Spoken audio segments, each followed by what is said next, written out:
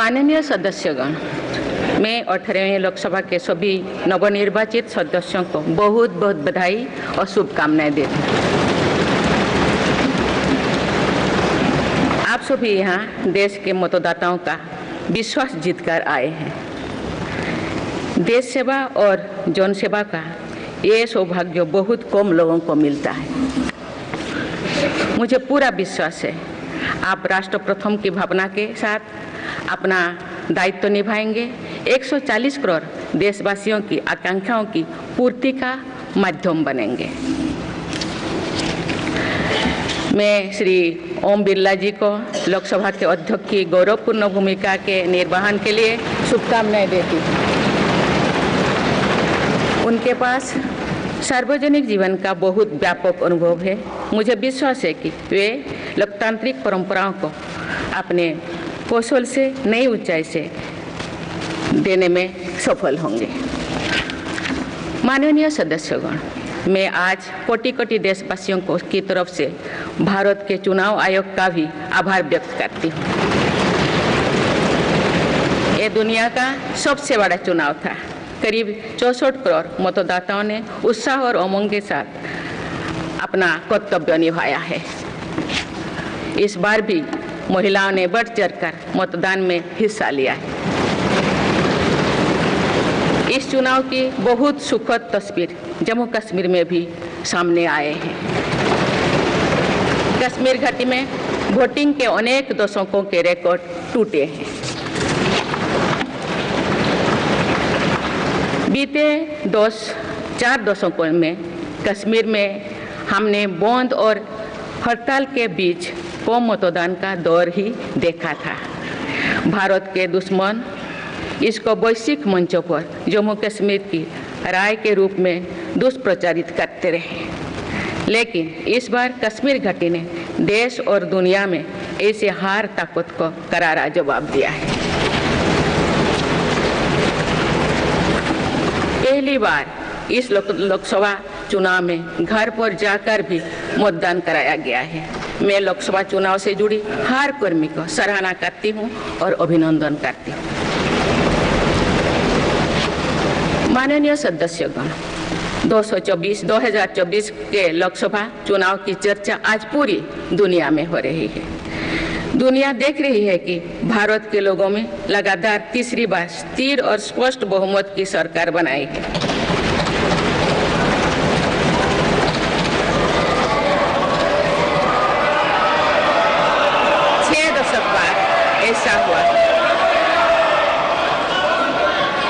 छह दशक बाद ऐसा हुआ है। ऐसा समय में जो भारत के लोगों की आकांक्षाएं सर्वोच्च स्तर पर है, लोगों ने मेरी सरकार पर लगातार तीसरी बार भरोसा जताया है।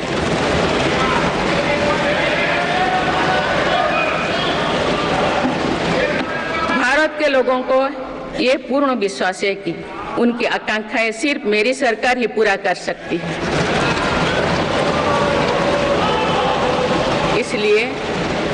इसलिए 2024 का ये चुनाव नीति, नियत, निष्ठा और निर्णयों पर विश्वास का चुनाव रहा है।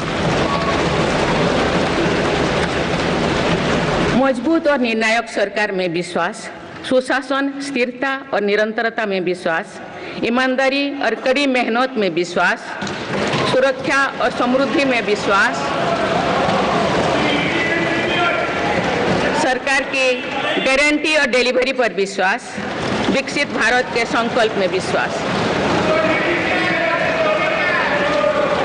मेरी सरकार ने 10 वर्षों से सेवा और सुशासन का जो मिशन जनाया है, ये उस पर मुहर है। ये जनादेश है कि भारत की विकसित बनाने का काम बिना रुके चलता रहे और भारत अपने लक्ष्यों की प्राप्ति करते रहे।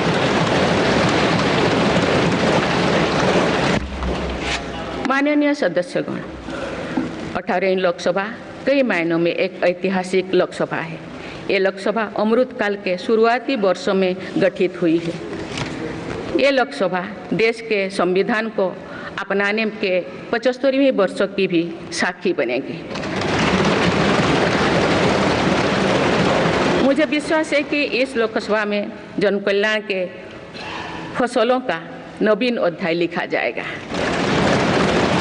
आगामी सत्र में मेरी सरकार अपने इस कार्यकाल का पहला बजट पेश करने जा रही है। ये बजट सरकार की दूरगामी नीतियों और फ्यूचरिस्टिक विजन का एक प्रभावी दस्तावेज होगा। इस बजट में बड़े आर्थिक और सामाजिक निर्णयों के साथ ही अनेक ऐतिहासिक कदम भी देखने को मिलेंगे। भारत के तेज विकास की जन आकांक्षाओं का पूरा करने के लिए रिफॉर्म्स की गति अब और तेज की जाएगी। मेरी सरकार का मत है कि दुनिया भर में निवेशकों को आकर्षित करने के लिए राज्यों में स्वस्थ स्पर्धा हो। यही कॉम्पिटिटिव कोऑपरेटिव फेडरलिज्म की सच्ची स्पिरिट है। राज्यों के विकास से देश का विकास, इसी भावना के साथ हम आगे बढ़ते रहेंगे।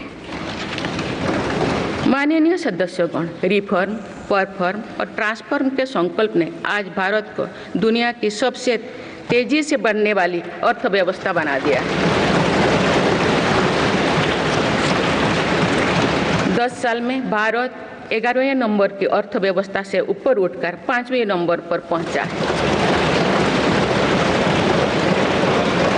साल 2021 से लेकर साल 2024 के बीच भारत में औसतन 8% की रफ्तार से विकास किया है और ये ग्रोथ सामान्य समय में नहीं हुई है।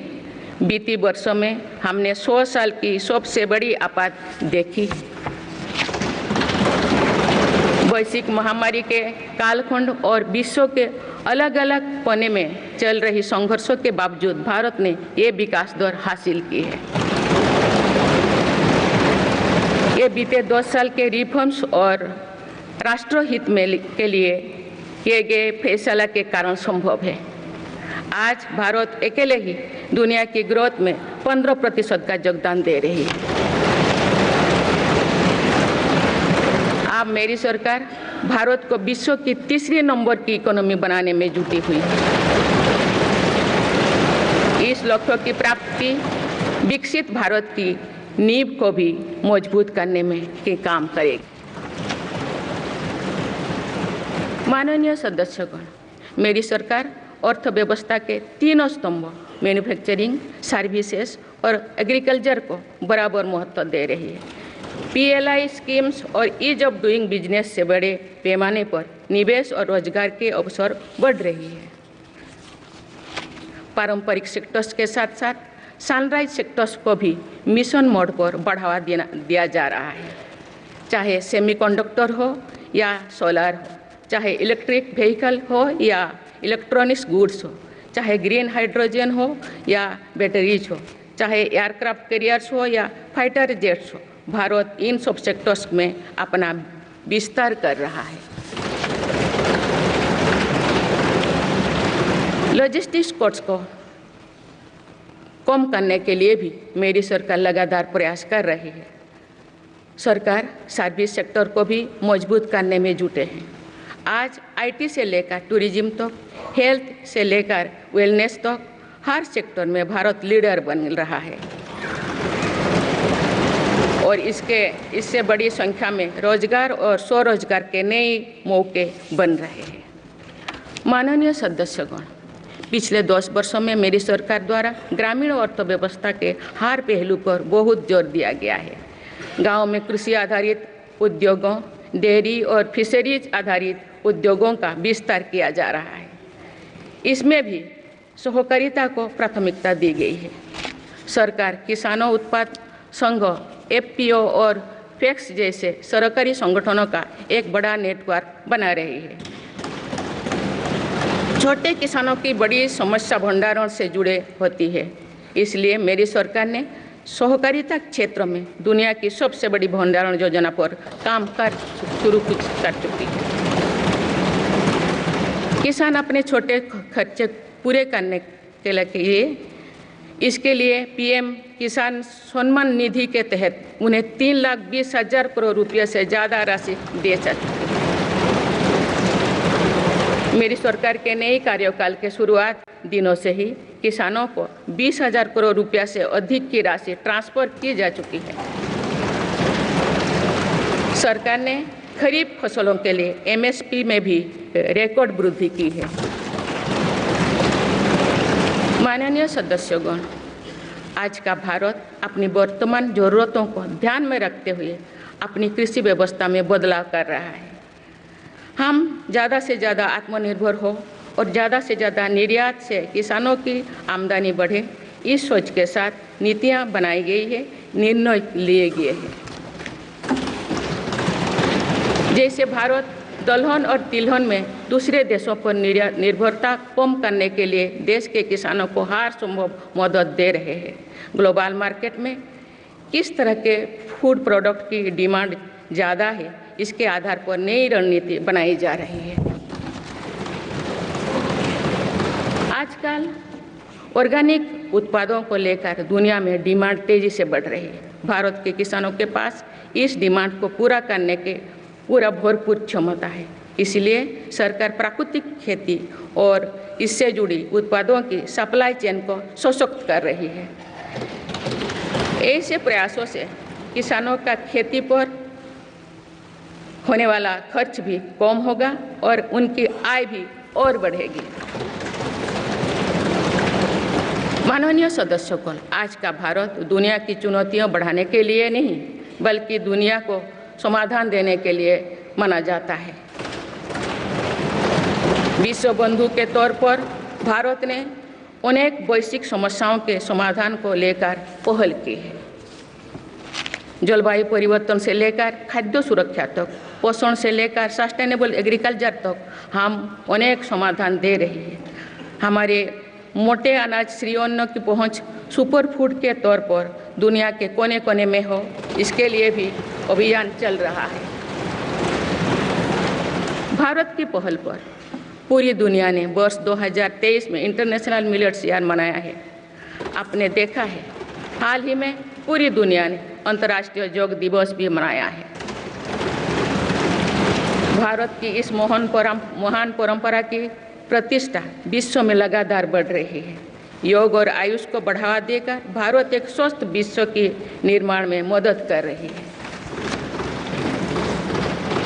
मेरी सरकार ने रिन्यूएबल एनर्जी की क्षमता भी कई गुना बढ़ाई है। हम जलवायु से जुड़े लक्ष्यों को निर्धारित समय से पहले प्राप्त करने की दिशा दिखा रहा है। नेट जीरो के लिए आज भारत के प्रयास कई दूसरे देशों को प्रेरित कर रहे हैं। इंटरनेशनल सोलर अलायंस जैसे पहल पर आज रिकॉर्ड संख्या में दुनिया के देश हमारे साथ जुड़े हैं। माननीय सदस्यगण, आने वाला समय ग्रीन एरा यानी हरित युग का है। मेरी सरकार इसके लिए भी हर जरूरी कदम उठा रही है। हम हरित उद्योगों पर निवेश बढ़ा रहे हैं, जिससे ग्रीन जॉब्स भी बढ़े हैं।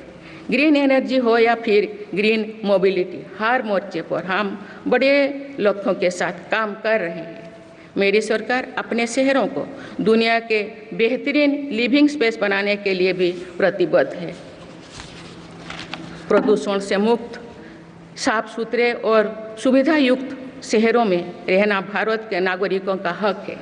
विशेष रूप से छोटी शहरें और कस्बे में बीते 10 वर्षों से अभूतपूर्व निवेश किया गया है। भारत में आज दुनिया का तीसरे सबसे बड़ा डोमेस्टिक एविएशन मार्केट है। अप्रैल 2014 में भारत में सिर्फ 209 एयरलाइन रूट्स थे। अप्रैल 2024 में इनकी संख्या बढ़कर 605 हो गया है। हवाई यात्रा में हो रहे इस विस्तार का सीधा लाभ टियर 2, टियर 3 शहरों को हो रहा है। 10 वर्षों में देश के 21 शहरों तक मेट्रो सुविधाएं पहुंची है। वंदे मेट्रो जैसे कई योजनाएं पर काम चल रही है। भारत का पब्लिक ट्रांसपोर्ट दुनिया में बेहतरीन हो, इस लक्ष्य के साथ मेरी सरकार काम कर रही है।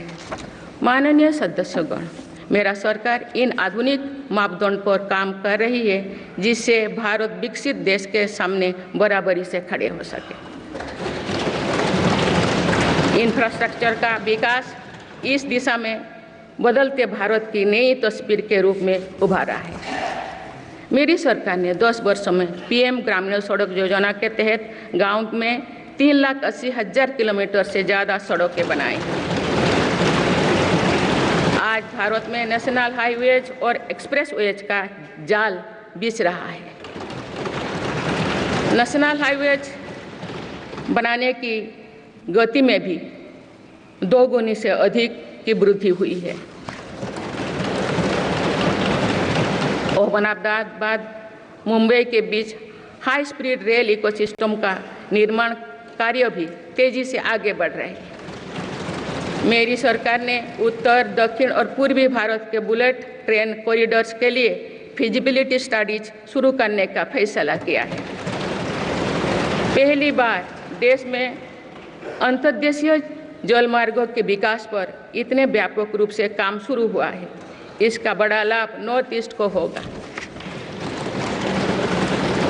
मेरी सरकार ने नॉर्थ ईस्ट के विकास के लिए 10 वर्षों में आवंटन में 4 गुना से अधिक की वृद्धि की है।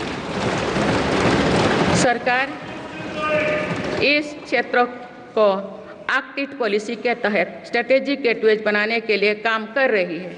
नॉर्थ ईस्ट में हर तरह की कनेक्टिविटी का बढ़ाया जा रहा है। शिक्षा, स्वास्थ्य, पर्यटन, रोजगार, हर क्षेत्र में विकास कार्यों को आगे बढ़ाया जा रहा है। असम में 27,000 करोड़ रुपये की लागत से सेमीकंडक्टर प्लांट बनाया जा रहा है। यानी north east made in India chips को भी सेंटर होने वाला है। मेरी सरकार नॉर्थ ईस्ट में स्थायी शांति के लिए निरंतर काम कर रही है। पिछले इस 10 वर्षों में अनेक पुराने विवादों को हल किया गया, अनेक अहम समझौते हुई है। नॉर्थ ईस्ट में अशांत क्षेत्रों में तेज विकास करके चरणबद्ध तरीके से अफवाह हटाने का काम भी जारी है। देश के हर क्षेत्र में विकास के ये नए आयाम भारत के भविष्य का उद्घोष कर रहे हैं। माननीय सदस्य, वुमेन लेड डेवलपमेंट के लिए समर्पित मेरी सरकार ने महिला सशक्तिकरण के एक नई युग की शुरुआत की है। देश की नारी शक्ति लंबे समय तक लोकसभा और विधानसभा में अधिक भागीदारी की मांग कर रही थी। आप उनके पास नारी शक्ति बंधन अधिनियम की ताकत है। सरकार की योजनाओं की वजह से पिछले 1 दशक में महिलाओं का आर्थिक सामर्थ्य बढ़ा है। आप जानते हैं कि बीते 10 वर्षों में बने 4 करोड़ पीएम आवास में से ज़्यादातर महिलाओं के नाम ही आवंटित हुई है।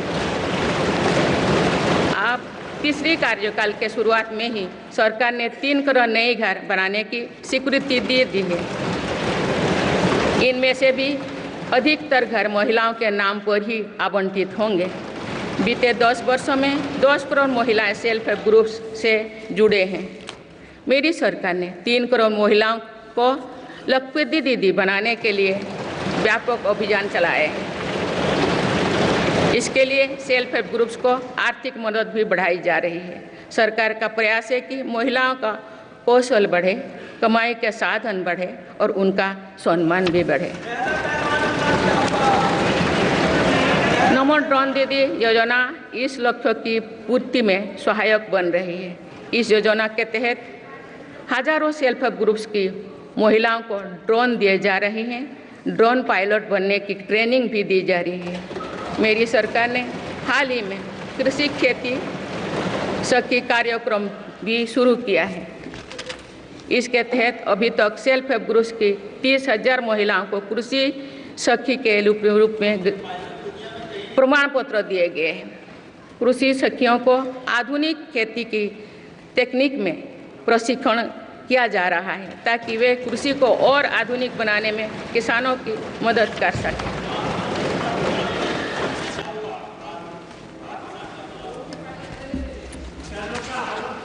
माननीय सदस्यगण, मेरी सरकार का ये भी प्रयास है कि महिलाएं अधिक से अधिक बचत कर सकें। बैंक खातों में जमा राशि पर बेटियों को ज़्यादा ब्याज देने वाला सुकन्या समृद्धि योजना की लोकप्रियता से हम परिचित हैं। मुफ्त राशन और सस्ते गैस सिलेंडर की योजना से महिलाओं को बहुत लाभ हो रहा है। अब मेरी सरकार बिजली का बिल जीरो करने और बिजली बेचकर कमाई करने की योजना भी लाई है। पीएम सूर्यघर मुफ्त बिजली योजना के तहत घर की छत पर सोलर पैनल लगाए जा रहे हैं। इसके लिए मेरी सरकार प्रति परिवार 78,000 रुपया तक की मदद कर रही है। इतने कम समय में 1 करोड़ से ज़्यादा परिवार इन योजना में रजिस्टर कर चुके हैं। जिन घरों में सोलर पैनल लग चुके हैं, अब वहां बिजली का बिल जीरो हो गया है। माननीय सदस्यगण, विकसित भारत का निर्माण तभी संभव है जब देश के गरीब, युवा, नारी शक्ति और किसान सशक्त होंगे। इसलिए मेरी सरकार की योजना में सर्वोच्च प्राथमिकता इन्हीं 4 स्तंभों को दी जा रही है। हमारी कोशिश इन तो हर सरकारी योजना का लाभ पहुंचाने की है और यही सैचुरेशन को की अप्रोच भी है। जो भारत इस इच्छा शक्ति के साथ काम कर रही है कि सरकारी योजना से एक भी व्यक्ति छूटे नहीं, तो इसका लाभ सभी को होता है। सरकार की योजनाओं एवं सैचुरेशन अप्रोच के कारण ही 10 वर्षों में 25 करोड़ भारतीय गरीबी से बाहर निकले। इसमें अनुसूचित जाति, अनुसूचित जनजाति, पिछले वर्ग, हर समाज, हर क्षेत्र के परिवार है। 10 वर्षों में लास्ट माइल डिलीवरी पर फोकस ने इन वर्गों का जीवन बदल दिया है। विशेषकर आदिवासी समाज में ये बदलाव और भी स्पष्ट नजर आ रहा है। 24,000 करोड़ रुपया से अधिक की पीएम जनमन जैसी योजना आज अति पिछड़े जनजातीय समूह के उत्थान का माध्यम बन रही है। सरकार पीएम सूरज पटल के माध्यम से वंचित वर्गों तक आजीविका के अवसरों को पहुंचाने के लिए सुलभ ऋण भी उपलब्ध करा रही है। मेरी सरकार दिव्यांग भाइयों और बहनों के लिए किफायती और स्वदेशी सहायक उपकरण विकसित कर रही है। देश भर में प्रधानमंत्री दिव्याशा केंद्रों का भी विस्तार किया जा रहा है। वंचितों की सेवा का ये संकल्प ही सच्चा सामाजिक न्याय है। माननीय सदस्यगण, देश की श्रम शक्ति के सम्मान के लिए श्रमिक बंधुओं का कल्याण और सशक्तिकरण मेरी सरकार की प्राथमिकता है। मेरी सरकार श्रमिकों के लिए सामाजिक सुरक्षा योजनाओं को एकीकृत कर रही है। डिजिटल इंडिया तथा डाकघरों के नेटवर्क का उपयोग करके दुर्घटना और जीवन बीमा के कवरेज को बढ़ाने का काम हो रहा है। पीएम स्वनिधि का विस्तार किया जाएगा और ग्रामीणों और सेमी अर्बन क्षेत्रों के रेहड़ी पटरी वाले भाइयों बहनों को भी इसके दायरे में लाया जाएगा। माननीय सदस्यगण, बाबा साहेब डॉक्टर भीमराव अंबेडकर का मानना था कि किसी भी समाज की प्रगति समाज के निचले तबके की प्रगति पर निर्भर करती है। पिछले 10 वर्षों में राष्ट्र की उपलब्धियों और विकास का आधार गरीब का सशक्तिकरण रहा है। मेरी सरकार ने पहली बार गरीब को ये एहसास करवाया कि सरकार उनकी सेवा में है। कोरोना के कठिन समय में सरकार ने 80 करोड़ लोगों को मुफ्त राशन देने के लिए पीएम गरीब कल्याण अन्न योजना शुरू की।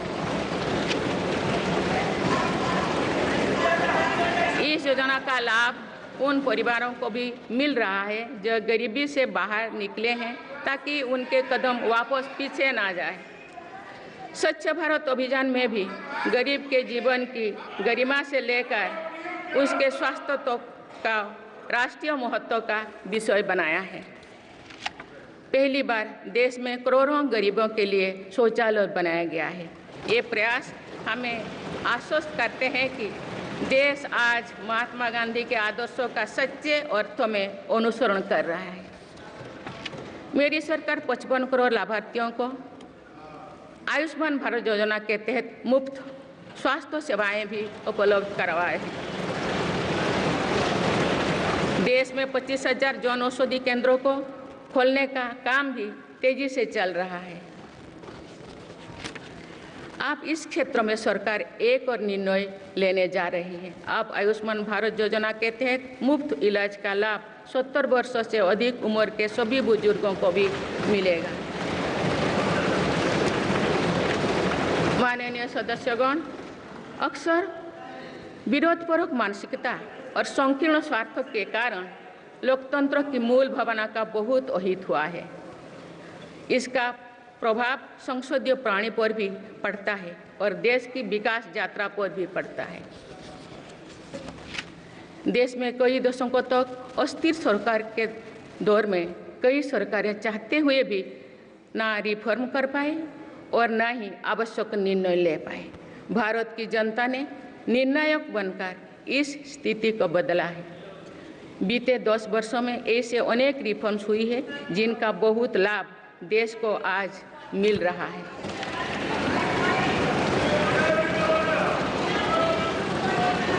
जब ये रिफॉर्म्स किए जा रहे थे तो भी इनका विरोध किया गया था। नकारात्मकता फैसले की कोशिश की गई थी, लेकिन ये सारे रिफॉर्म्स समय की कसौटी पर खरे साबित हुए हैं। 2 साल पहले भारत के बैंकिंग सेक्टर को डूबने से बचाने के लिए सरकार ने बैंकिंग रिफॉर्म्स किए, IBC जैसी कानून बनाए। आज इन्हीं रिफॉर्म्स ने भारत के बैंकिंग सेक्टर को दुनिया के सबसे मजबूत बैंकिंग सेक्टर में से एक बना लिया है। हमारे सार्वजनिक क्षेत्रों के बैंक आज मजबूत और लाभदायक है।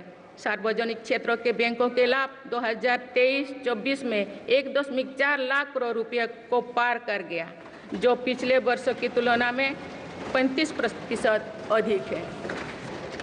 हमारे बैंकों की मजबूती उन्हें ऋण आधार का विस्तार करने और राष्ट्र के आर्थिक विकास में योगदान करने के लिए सक्षम बनाती है। सरकारी बैंकों का NPA भी लगातार कम हो रही है। आज SBI रिकॉर्ड मुनाफे पर है।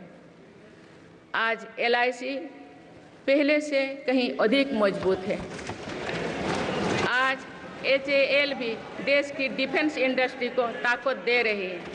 आज GST भारत की इकोनॉमी को फॉर्मलाइज करने का, व्यापार कारोबार को आसान बनाने का माध्यम बना रहे हैं। अप्रैल महीने में पहली बार GST कलेक्शन ने 2 लाख करोड़ रुपये का स्तर पार कर गया है। इससे राज्यों की आर्थिक ताकत भी बढ़ी है। डिजिटल इंडिया और डिजिटल पेमेंट्स के प्रति भी आज पूरा विश्व आकर्षित हो रही है। माननीय सदस्यगण, एक सशक्त भारत के लिए हमारे सैन्य बलों में आधुनिकता जरूरी है। युद्ध की स्थिति में हम सर्वश्रेष्ठ रहें, इसके लिए सेनाओं में रिफॉर्म्स की प्रक्रिया निरंतर जारी रहनी चाहिए। इसी सोच के साथ मेरी सरकार ने बीते 10 वर्षों में डिफेंस सेक्टर में अनेक रिफॉर्म्स किए हैं। GDS जैसे रिफॉर्म्स ने हमारी सेनाओं को नई मजबूती दी है। मेरी सरकार ने डिफेंस सेक्टर को आत्मनिर्भर बनाने के कई महत्वपूर्ण कदम उठाए हैं। ऑर्डिनेंस फैक्ट्रीज के रिफॉर्म से डिफेंस सेक्टर को बहुत लाभ हुआ है। 40 से अधिक ऑर्डिनेंस फैक्ट्रीज को 7 निगमों में संगठित करने से उनकी क्षमता और दक्षता दोनों बढ़ी है। ऐसे ही रिफॉर्म्स के कारण भारत आज 1 लाख करोड़ रुपये से अधिक की डिफेंस मैन्युफैक्चरिंग कर रहा है। पिछले एक दशक में हमारे डिफेंस एक्सपोर्ट 18 गुना अधिक होकर 21,000 करोड़ रुपया तक पहुंच चुका है। फिलीपींस के साथ ब्रह्मास मिसाइल का रक्षा सौदा डिफेंस एक्सपोर्ट के क्षेत्र में भारत की पहचान मजबूत कर रहा है। सरकार ने युवाओं और उनके स्टार्टअप्स को बढ़ावा देकर आत्मनिर्भर डिफेंस सेक्टर की मजबूत नींव तैयार की है। मेरी सरकार उत्तर प्रदेश और तमिलनाडु में 2 डिफेंस कॉरिडोर्स भी विकसित कर रही है। हम सभी के लिए एक खुशी की बात है कि पिछले वर्ष हमारी सैन्य जरूरतों की लगभग 70% खरीद भारतीय उद्योगों से ही की गई है। हमारी सेनाओं ने 500 से अधिक सैन्य साजो सामान को विदेशों में नहीं मंगाना तय किया है। ये सभी हथियार और उपकरण अब सिर्फ भारतीय कंपनियों से ही खरीद की जाएगी। मेरी सरकार ने सैनिकों के हितों को भी हमेशा प्राथमिकता दी है। तभी 4 दशक के बाद वन रैंक वन पेंशन को लागू किया गया है। इसके तहत अब तक 1,20,000 करोड़ रुपया दिए जा चुके हैं।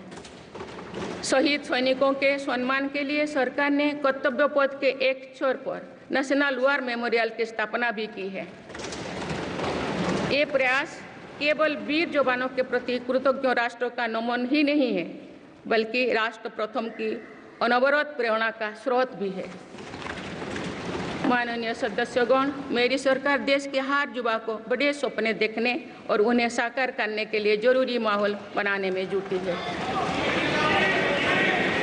बीते 10 वर्षों में ऐसे हर अवरोध को हटाया गया है जिसके कारण युवाओं को परेशानी थी।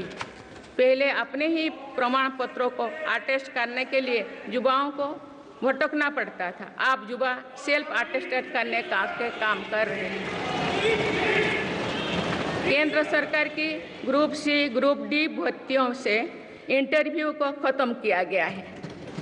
पहले जो विद्यार्थी सिर्फ भारतीय भाषा में पढ़ाई करते थे उनके साथ अन्याय की जाती थी। मेरी सरकार ने नई राष्ट्रीय शिक्षा नीति लागू कर इस अन्याय को दूर करने के लिए कदम उठाए। युवाओं को अब भारतीय भाषा में इंजीनियरिंग की पढ़ाई का विकल्प भी मिला है। विगत 10 वर्ष में देश में 7 नई IIT, 16 IIIT, 7 IIM, 15 नए एम्स, 315 मेडिकल कॉलेज और 390 विश्वविद्यालय स्थापित किया गया है। मेरी सरकार इन संस्थानों को और मजबूत बनाकर आवश्यकता के अनुसार इनकी संस्था को भी बढ़ाएंगे। सरकार एक डिजिटल विश्वविद्यालय बनाने की दिशा में भी काम कर रही है। अटल टिंकरिंग लैब्स, स्टार्टअप इंडिया और स्टैंडअप इंडिया जैसे अभियान हमारे युवाओं का सामर्थ्य बढ़ा रहे हैं। इन्हीं प्रयासों से आज भारत दुनिया का तीसरा सबसे बड़ा स्टार्टअप इकोसिस्टम बन चुका है। माननीय सदस्यगण, सरकार का ये निरंतर प्रयास है कि देश के युवाओं को अपनी प्रतिभा दिखाने का उचित अवसर मिले। सरकारी भर्ती हो या फिर परीक्षाएं, सुनिए, परीक्षाएं किसी भी कारण से इनमें रुकावट आए, ये उचित नहीं है। इनमें शुचिता और पारदर्शिता बहुत जरूरी है। हाल ही में कुछ परीक्षा में हुई पेपर लीक की घटनाओं की निष्पक्ष जांच और दोषियों को कड़ी से कड़ी सजा दिलवाने के लिए मेरी सरकार प्रतिबद्ध है। इससे पहले भी हमने देखा है कि कई राज्यों में पेपर लीक की घटनाएं होती रही है। इस पर दलीय राजनीति से ऊपर उठकर देशव्यापी ठोस उपाय करने की जरूरत है। संसद ने भी परीक्षा में होने वाली गड़बड़ियों के विरुद्ध एक सख्त कानून बनाया है। मेरी सरकार परीक्षाओं से जुड़ी संस्थाओं, उनके कामकाज के तरीके, परीक्षा प्रक्रिया सभी में बड़ी सुधार करने की दिशा में काम कर रही है। माननीय सदस्यगण, मेरी सरकार ने युवाओं की राष्ट्र निर्माण में भागीदारी और बढ़ाने के लिए मेरा युवा भारत माय भारत अभियान की शुरुआत भी की है। इसमें अब तक 1.5 करोड़ से अधिक युवाओं का पंजीकरण हो चुका है। इस पहल से युवाओं में नेतृत्व कौशल और सेवा भावना का बीजारोपण होगा। आज हमारे युवाओं को खेलों में भी आगे बढ़ने के नए अवसर मिल रहे हैं। मेरी सरकार के प्रभावी प्रयासों का परिणाम है कि भारत के युवा खिलाड़ी वैश्विक मंचों पर रिकॉर्ड संख्या में मेडल्स जीत रहे हैं। कुछ ही दिनों बाद पेरिस ओलंपिक्स में भी शुरू होने वाले जा रहे हैं। ओलंपिक्स में देश का प्रतिनिधित्व करने वाले हर खिलाड़ी पर हमें गर्व है। मैं उन्हें अपनी शुभकामनाएं देती हूँ। इन उपलब्धियों को और आगे ले जाने के लिए भारतीय ओलंपिक संघ 2036 ओलंपिक्स खेलों की मेजबानी की तैयारी भी कर रही है। माननीय सदस्यगण, जुलाई की 1 तारीख से देश में भारतीय न्याय संहिता भी लागू हो जाएगी।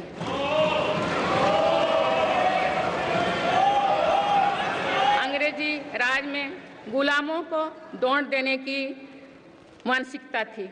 दुर्भाग्य से आज़ादी के अनेक दशकों तक गुलामी के दौर की यही दंड व्यवस्था चलती रही। इसे बदलने की चर्चा अनेक दशकों से की जा रही थी, लेकिन ये साहस भी मेरी सरकार ने ही करके दिखाए हैं। अब दंड के जगह न्याय को प्राथमिकता होगी, जो हमारे संविधान की भी भावना है। इन नई कानूनों से न्याय प्रक्रिया में तेजी आएगी। आज जो विदेश अलग अलग क्षेत्रों में गुलामी की मानसिकता से मुक्त पा रहे हैं, तो ये उस दिशा में बहुत बड़ा कदम है और ये हमारे स्वतंत्रता सेनानियों की सच्ची श्रद्धांजलि भी है। मेरा सरकार ने सीएए कानून के तहत शरणार्थियों को नागरिकता देना शुरू कर दिया है। इससे बंटवारे से पीड़ित अनेक परिवारों के लिए सम्मान का जीवन जीना तय हुआ है। जिन परिवारों को सीएए के तहत नागरिकता मिली है, मैं उनके बेहतर भविष्य की कामना करती हूँ।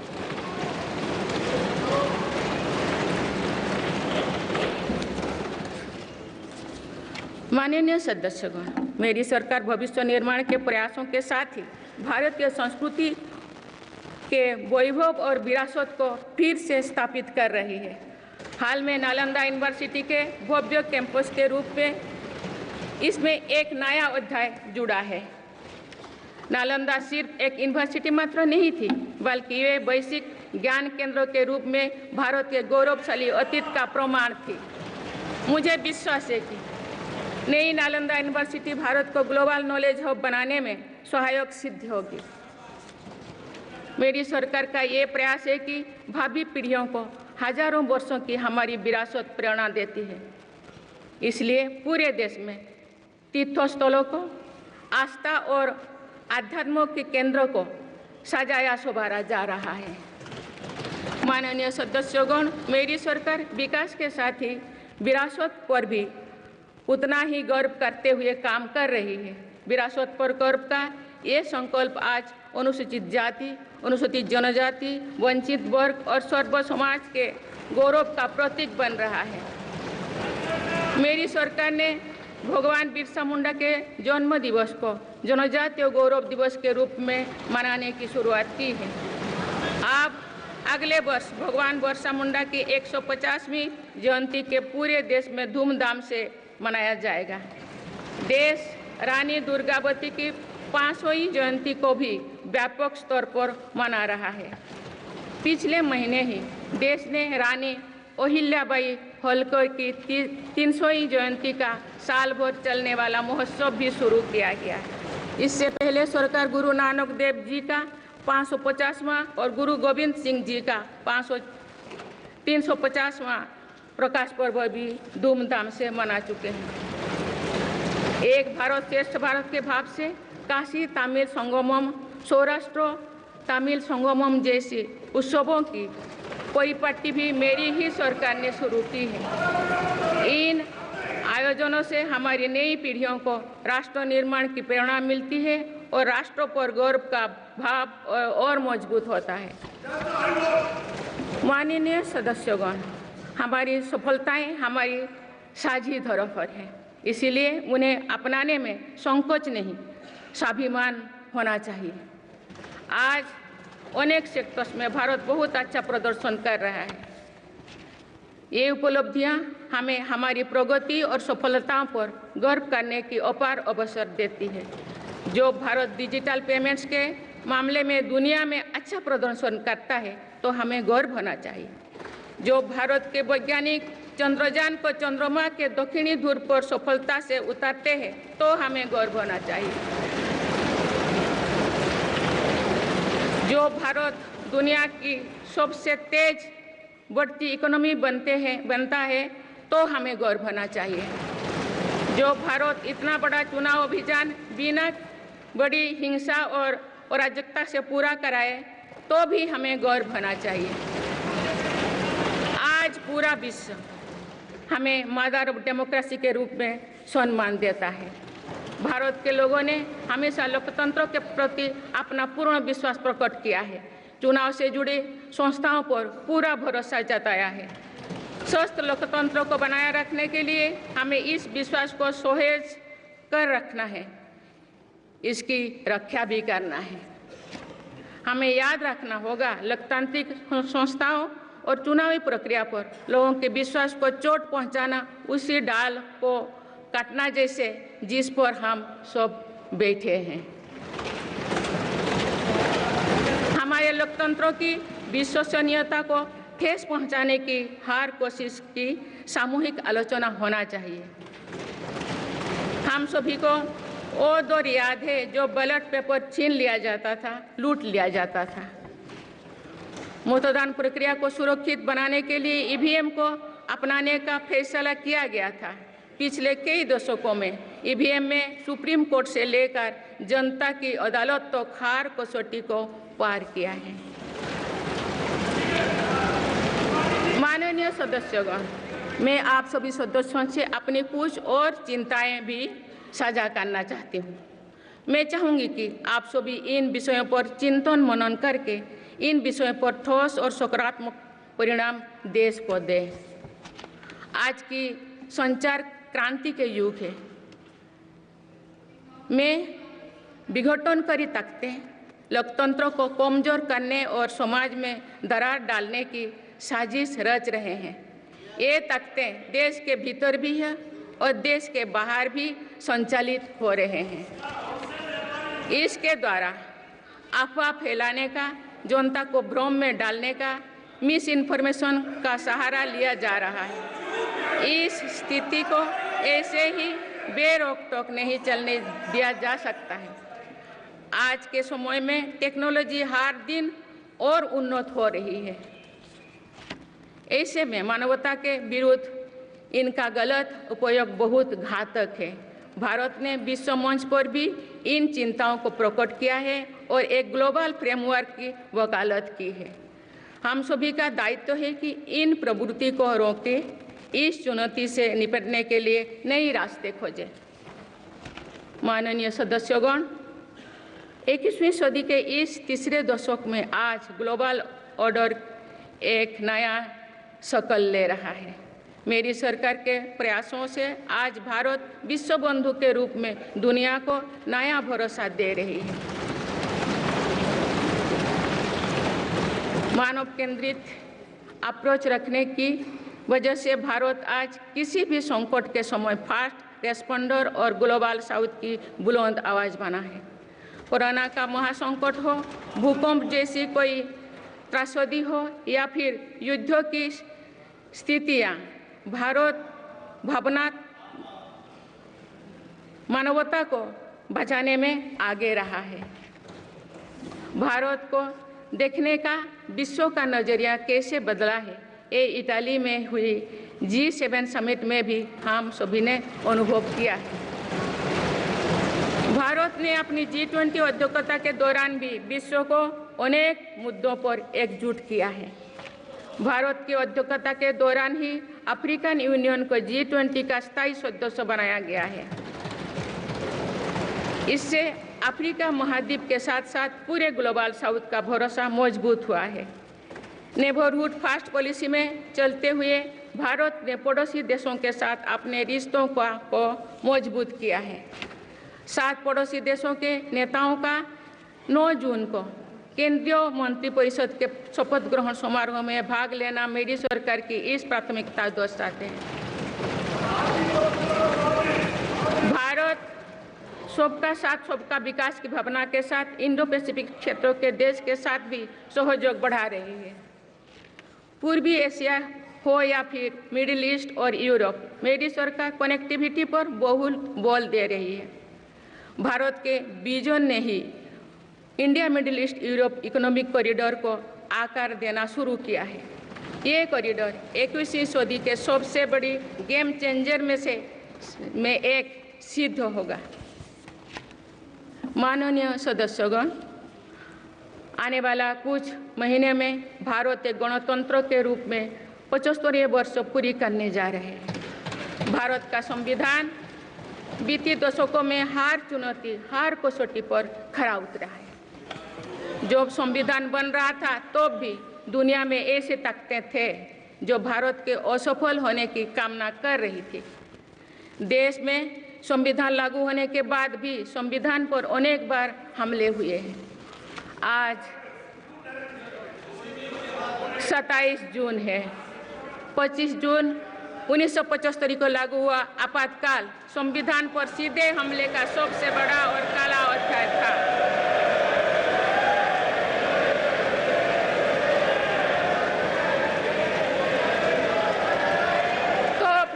देश में हाहाकार मच गया था, लेकिन ऐसी असंवैधानिक ताकतों पर देश ने विजय प्राप्त करके दिखाया, क्योंकि भारत के मूल में गणतंत्र की परंपराएं रही है। मेरी सरकार भी भारत के संविधान को सिर्फ राजकाज का माध्यम भर नहीं मानती, बल्कि हमारा संविधान जन चेतना का हिस्सा हो, इसके लिए हम प्रयास कर रहे हैं। इसी ध्येय के साथ मेरी सरकार ने 26 नवंबर को संविधान दिवस के रूप में मानना शुरू किया है। आप भारत के उस भूभाग हमारे जम्मू कश्मीर में भी संविधान पूरी तरह लागू हो गया है, जहां आर्टिकल 370 की वजह से स्थितियां कुछ और थी। माननीय सदस्यगण, राष्ट्र की उपलब्धियों के निर्धारण इस बात से होता है कि हम अपने दायित्वों का निर्वहन कितनी निष्ठा से कर रहे हैं। 18वें लोकसभा में कई नए सदस्य पहली बार संसदीय प्रणाली का हिस्सा बने हैं। पुराने सदस्य भी नए उत्साह के साथ आए हैं। आप सभी जानते हैं कि आज का समय हर प्रकार से भारत के लिए बहुत अनुकूल है। आने वाले वर्षों में भारत की सरकार और संसद का क्या निर्णय लेती है, क्या नीतियां बनाती है, इस पर पूरा विश्व की नज़र है। इस अनुकूल समय का अधिक से अधिक लाभ देश को मिले, ये दायित्व सरकार के साथ साथ संसद के हर सदस्यों का भी होना चाहिए। पिछले 10 वर्षों में जो रिफॉर्म्स हुई है, जो नया आत्मविश्वास देश में आया है, इससे हम विकसित भारत बनाने के लिए नई गति प्राप्त कर चुके हैं। हम सभी को ये हमेशा ध्यान रखना है कि विकसित भारत का निर्माण देश के हर नागरिक की आकांक्षा है, संकल्प भी है। इस संकल्प की सिद्धि में अवरोध पैदा ना हो, ये हम सभी का दायित्व है भी, कर्तव्य भी है। नीतियों का विरोध और संसदीय कामकाज का विरोध दो भिन्न बातें हैं। जब संसद सुचारू रूप से चलती है, जब यहाँ स्वस्थ चर्चा परिचर्चा होती है, जब दूरगामी निर्णय होते हैं, तब लोगों का विश्वास सिर्फ सरकार ही नहीं, पूरी व्यवस्था पर बनता है। इसीलिए मुझे भरोसा है कि संसद के पल पल का सदुपयोग होगा, जनहित को प्राथमिकता मिलेगा। माननीय सदस्यगण, हमारे वेदों में हमारे ऋषियों ने हमें कुछ नीति वाणी दिए हैं, जैसे कि समान मंत्र हो समिति ही समानी की प्रेरणा दी है। अर्थात हम एक समान विचार और लक्ष्य लेकर एक साथ काम करें, यही इस संसद की मूल भावना है। इसलिए जब भारत तीसरी नंबर की इकोनॉमी बनेगा तो देश की इस सफलता में आपकी भी सहभागिता होगी।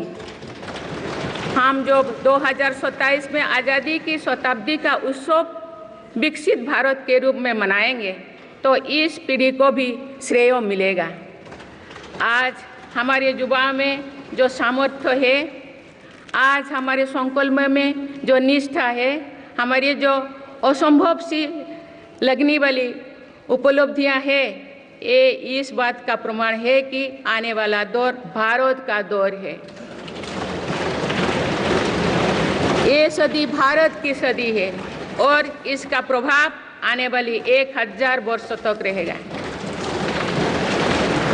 आइए हम सब मिलकर पूर्ण कर्तव्यनिष्ठा के साथ राष्ट्रीय संकल्पों की सिद्धि में जुट जाएं, विकसित भारत बनाएं। आप सभी को मेरा बहुत बहुत बहुत शुभकामनाएं। धन्यवाद। जय हिंद, जय Bharat. For more such videos, subscribe to the NewsX YouTube channel, hit the bell icon.